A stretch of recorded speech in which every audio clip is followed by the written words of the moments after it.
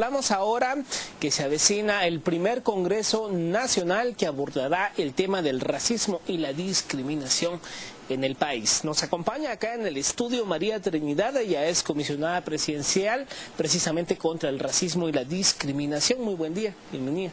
Muchas gracias, buenos días. Sí, efectivamente, este 7 y 8 y 9 llevaremos a cabo el primer Congreso Nacional contra la discriminación y el racismo de los pueblos indígenas en Guatemala, donde estaremos abordando varios temas. Entre ellos se van a tener mesas de trabajo, que son 20 mesas, donde se van a abordar temas como niñez, educación, mujer, desarrollo social, desde el ámbito político, social y económico. Dada a las últimas afluencias y situaciones que se dan en el país, para nosotros creo que es de suma importancia debatir este tema, ya que de ahí se pueden salir políticas y estrategias que se puedan llevar a cabo y a concretizar a nivel nacional dentro de la coyuntura que últimamente hemos vivido con la conflictividad. Pero sobre todo creo que este Congreso es un Congreso que llama mucho la atención en relación a que hoy por hoy las instituciones de gobierno de pueblos indígenas estamos unidas, porque para este primer Congreso está FODIGUA, está DEMI y está CODISRA, y con el apoyo y respaldo también de el Congreso de la República. ¿Cuál pudiese ser la denuncia más constante que ustedes reciben en la Comisión Presidencial referente a discriminación y racismo? Bueno, entre ellas se da la interpersonal. Regularmente la interpersonal se da por gestos, por palabras o por actitudes. Es una de las más comunes que regularmente se reciben en la comisión. Cuando usted habla de actitudes, ¿nos pudiese poner un ejemplo más concreto? Sí, cuando son actitudes es, por ejemplo, de que usted venga y toque a alguien y le diga, no te pareces a mí, ¿verdad? O yo soy chaparrito y tú sos más alto. Ese tipo de actitudes que se dan interpersonales, esas son de carácter interpersonal. ¿Y esto se da en qué esfera? ¿En la esfera ya relaciones interpersonales entre adultos? ¿Esto en centros de estudio, entre jóvenes, o es a todo nivel? No, es a todo nivel. De hecho, nosotros consideramos que el bullying es precisamente un efecto de la discriminación. Claro. En este caso nosotros lo hemos tipificado así. Por eso dentro de las mesas temáticas que se van a tratar en esta ocasión, en este primer Congreso Nacional, se va a tratar también el tema de la niñez, precisamente para abordar el tema y de ahí pues sacar una iniciativa de una política para poder avanzar. ¿Cómo empezar a trabajar precisamente en los más pequeños, en los niños? En este tema del bullying se ha puesto muy, pues podemos decirlo como que muy de moda, pero el maltrato, el abuso en las escuelas y colegios es algo que siempre ha estado presente, quizá ahora con mayor perversidad o casos que lo espantan a uno, pero ¿cómo trabajar con los más pequeños para que esto, como usted dice, pues no se siga fomentando el discriminar a alguien por, no sé, su color de piel, por la forma como se viste, como habla? ¿Cómo podemos trabajar con eso? Bueno, yo considero que lo primero es la educación, y la educación debe empezar en casa. Porque si en casa hay violencia intrafamiliar, ¿qué podemos llevar a la escuela? La misma violencia que se genera después en un bullying o en actos de discriminación. Definitivamente hay que trabajar en casa. Y es un llamado también a los padres de familia para que desde casa se empiecen a dar, hoy por hoy la moral se ha perdido mucho en los hogares de Guatemala. Sin embargo, creo que debemos de empezar a trabajar de nuevo sobre el tema de la moral desde casa y luego para que los niños lleguen a casa ya a la escuela con un buen dominio de todos eso, de una buena moral, pero sobre todo de que somos seres humanos y que nos debemos de tolerar, porque lo que está pasando es que ya no hay tolerancia entre nosotros. Esa es la verdadera razón. ¿Cómo pudiesen ustedes calificar estas denuncias que reciben? ¿Qué grupo está siendo más vulnerable? ¿Las mujeres, los hombres, los jóvenes? No, regularmente son las mujeres. Las mujeres son las más vulneradas y es por eso que también dentro de este primer congreso también vamos a tener el tema de mujer. Vamos a tener también el tema de las remesas, el tema de migración, debido a la situación económica que vive el país, pero también debido a la migración constante que se está dando ahorita. De hecho, se considera que ahorita, a raíz de la reforma migratoria, hay más personas que están en tránsito hacia Estados Unidos, creyendo que también ellas van a ser tomadas dentro de esta reforma migratoria. Por ejemplo, ¿qué áreas del país han podido ustedes focalizar? ¿Qué áreas del país pueden estar siendo como que foco donde más se está discriminando a las personas? Bueno, en este caso tenemos la ciudad capital, donde más denuncias tenemos. Le sigue Alta Verapaz. Es también uno de los departamentos que más flujos de denuncia por discriminación nos han presentado. Quetzaltenango, también tenemos denuncias de discriminación, y luego posterior a ellos se diluyen ya en todo el país, ya en minorías. Estamos hablando de regiones o departamentos donde hay alta concentración de población indígena. Correcto. Sí. Y por ejemplo, acá en la ciudad capital de Guatemala, ¿en qué ámbito se da esto? ¿Se da en el ámbito de discriminación en la esfera laboral? Sí. ¿En las universidades? Se da tanto en esfera laboral, como se da en las universidades, como se da en una minoría ya en las áreas marginales de la ciudad, o quizá no las áreas marginales, sino las áreas donde de igual forma existe más concentración en tema de pueblos indígenas. Cuando usted habla del tema laboral, ¿qué pasa? ¿A alguien por ser mujer e indígena no se le, por decirlo así, no se le da el salario justo? ¿O creen las personas que por ser indígena se le va a pagar mucho menos? ¿Cómo se da esta discriminación? En el tema laboral, en el tema de maquilas, se da una desigualdad, porque es ahí donde más problemas tenemos, ¿verdad? Posterior a ello también se da en las instituciones de Estado. En las instituciones de Estado también se dan los roces interpersonales, muchas veces entre un jefe y una compañera mujer que esté en otras actividades. Es desde ahí también donde se da la discriminación.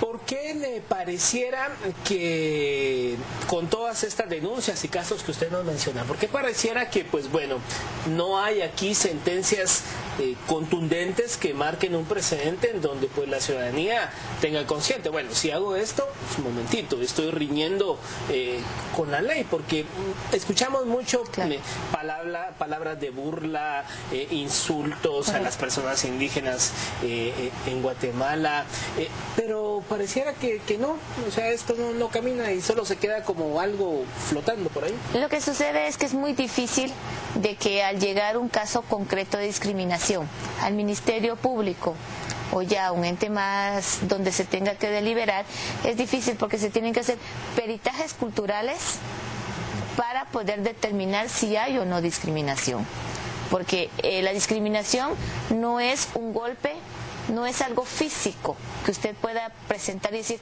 sí, a mí me discriminaron y aquí está, ¿verdad? No es, sino que es un derecho vulnerado. Y en este caso un derecho vulnerado es, psicológicamente esto afecta a las personas, y es por eso que es más difícil poder concretizar si hay o no discriminación. Esto de alguna u otra forma, cuando los fiscales, uno presenta una denuncia ante el Ministerio Público, para ellos es un poco más difícil y más compleja poderle dar trámite, debido a que no hay un documento, no hay un golpe, no hay de parte del INASIF algo que esté tipificando que sí, efectivamente esa persona ha sido vulnerada. ¿Y con qué herramientas se cuenta en el andamiaje jurídico guatemalteco precisamente para presentar una denuncia para quien se sienta vulnerado? Le digo esto porque en Estados Unidos los afroamericanos, bueno, yo no lo voy a repetir acá, pero hay un término muy despectivo quienes lo utilizan para insultar a los afroamericanos, y hay personas que han ido incluso hasta la cárcel por decirle esta palabra, que no la voy a repetir al aire, a personas afroamericanas. Si allá se puede, ¿por qué aquí no? Claro que sí se puede, y Guatemala también lo está haciendo. De hecho, hemos tenido ya 2 sentencias en Guatemala. Lo que sucede es que debemos de concientizarnos de que la discriminación es latente. Uno de los mecanismos para poder determinar si hay o no discriminación es el tema de los peritajes culturales. Pero en este momento creo que todavía la brecha para avanzar hacia esos peritajes va un poco lenta. Sin embargo, ya hoy por hoy tenemos en el 2013 33 denuncias canalizadas al Ministerio Público. 33 denuncias. De estas 33, ya hay 3 que ya las está conociendo el órgano que en este caso tiene que dictar una sentencia. ¿Y estas denuncias en qué línea van? ¿Van en la línea de insultos verbales, golpes o en qué línea? No, la discriminación, de nuevo, no es que sea un golpe, es básicamente el tema de derecho vulnerado, de cómo me siento, qué me han dicho y por qué estoy denunciando. Eso es básicamente, en este caso se da más interpersonal, sin embargo también tenemos denuncias interpuestas colectivas. Hay de varios tipos, como le decía, es Salta, Verapaz, quien más ha reflejado, el casco urbano, Quetzaltenango, donde ya se decía que es donde más población indígena es la que está en el área. El tema pasa por la educación. Una sociedad, una persona entre más acceso a información, se despeja la mente y se van liberando esos tabús o ataduras, pero uno ve que acá en Guatemala hay esferas o lugares donde uno aparentemente cree, bueno, aquí estamos en un lugar donde las personas tienen cierto criterio, pero se siguen viendo conductas de discriminación. ¿Por qué pareciera la cosa al revés? No es que parezca al revés, yo considero de que históricamente Guatemala es un país racista. Primero la colonización, luego vienen los 38 años del conflicto armado de Guatemala y hoy por hoy nos atañan otro tipo de conflictividad. Y esto hace de que sigan los detonantes y que se sigan dando este tipo de actitudes, porque son situaciones de actitudes. La discriminación no es más que un acto de actitud. Si yo cambio mis actitudes, obviamente no voy a poder tener una actitud de desigualdad en contra de otra persona. Porque finalmente somos iguales y nadie es superior a nadie. Únicamente, yo creo que es un vacío que nosotros también nos hemos idealizado, porque nosotros no somos superiores a nadie. Nosotros somos personas que si luchamos vamos a poder salir adelante. Y obviamente la educación es el pilar fundamental para salir de este tipo de actitudes que nosotros hemos adoptado. Y sobre todo recalcar un poco en lo que usted mencionaba al principio, desde la casa, o sea, los niños, vamos a decir, pequeñitos, son el reflejo de lo que ven con sus padres o en sus alrededores con los adultos que están a cargo de ellos. Yo creo que la discriminación y el racismo lo que hace es llevar a toda la conflictividad que tenemos en este momento en el país. Desde el bullying en las escuelas, desde la inseguridad y la violencia, porque es otro efecto de la discriminación. La pobreza incluso es un efecto de la discriminación que vive el país. Por eso es que buscamos con este Congreso concientizar, con esto poder llevar políticas públicas, que ya la CODISTRA lidera, una de ellas es la política para la convivencia, porque solo así vamos a poder saber. Si estamos buscando en un tintero, pero no empezamos a escribir con esa tinta, no vamos a poder concretizar acciones que vayan en pro de los derechos de los pueblos indígenas, pero sobre todo minimizar este mal que cada día nos atañe a cada uno de nosotros. Finalmente, si nos repite las fechas y quiénes pueden participar, si esto está abierto al público o quiénes van a participar de él. Bueno, primero tenemos panelistas a nivel nacional e internacional. Creo que es un momento propicio para poder conocer de varios temas. Son 20 mesas las que se van a trabajar. Por otro lado, va a ser 7 y 8 de este mes, de agosto que viene, en el marco nacional e internacional de pueblos indígenas. El día 9 de agosto estamos entregando el reconocimiento de las 13 sabidurías a personas que han aportado hacia pueblos indígenas. Todas las personas que quieran participar pues pueden comunicarse a la Comisión Presidencial contra la Discriminación y el Racismo. El número de teléfono es el 2494-5300 o consultar a la página de la comisión. Bueno, pues muchas gracias a la comisionada presidencial contra el racismo y la discriminación, un tema por demás imperativo en esta sociedad. Pasamos ahora